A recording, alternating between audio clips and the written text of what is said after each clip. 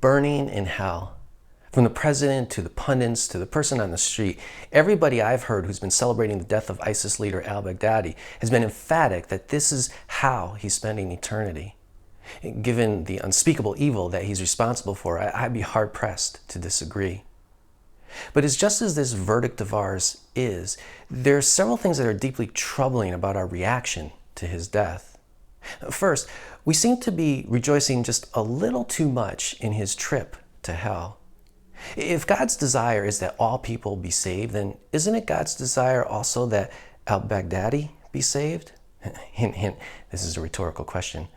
Of course it is. And if it's God's desire, then shouldn't it be our heartfelt desire also? Also a rhetorical question. Of course it should be.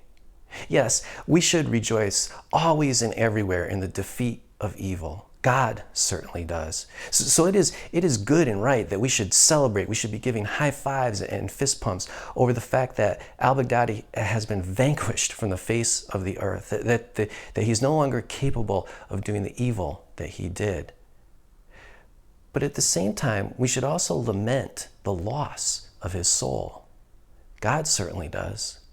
What does it say about the state of our souls that we would rejoice rather than lament over the loss of his? His soul is infinitely precious to God, as are, by the way, the souls of all those he's responsible for having tortured and killed. A truly terrifying prospect for him, because God assures us that he will somehow make that right in judgment.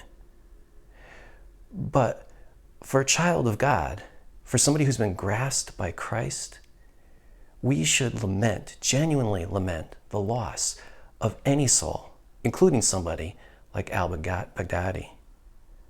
And this leads to the second thing. In everything I've just been saying, I presume that Baghdadi is in hell. In other words, I've played God. I presumed that I can make that judgment. Sure, objectively, the evidence is overwhelming that he did reject God, that he is in hell. On the face of it, it seems like that's where he is. But subjectively, no one, neither me nor anybody else, only God has the right and the ability to determine the state of somebody's soul. If, God willing, I get to heaven one day, I may get the surprise of my eternity and find him there. And if I do, I hope that I would rejoice that in some kind of final miracle of grace, he repented and entrusted his life to the heart-transforming mercy of Christ. For now, I know that according to Jesus, I need to be praying that he did. This leads to the third thing. As vile and subhuman as Baghdadi was, that doesn't give us a pass. We shouldn't be going around patting ourselves on the back. For while we are very extremely different in degree, the kinds of things that we do, we are all too similar in nature.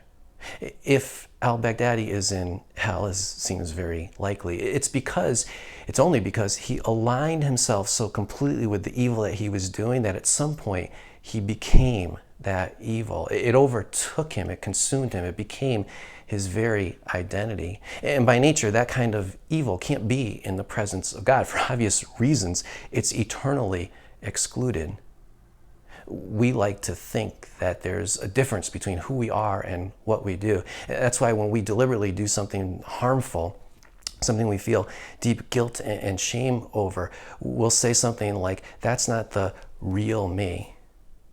But at some point, what we do and who we are is no longer separate. At some point, we become so immersed in it that it consumes us. It becomes our identity. At some point, it overtakes us to the point that we can't any longer, or don't want to any longer, extricate ourselves from it. We become so aligned with what we do that, like al-Baghdadi, who became aligned with terrorism and brutality and evil, it becomes who we are.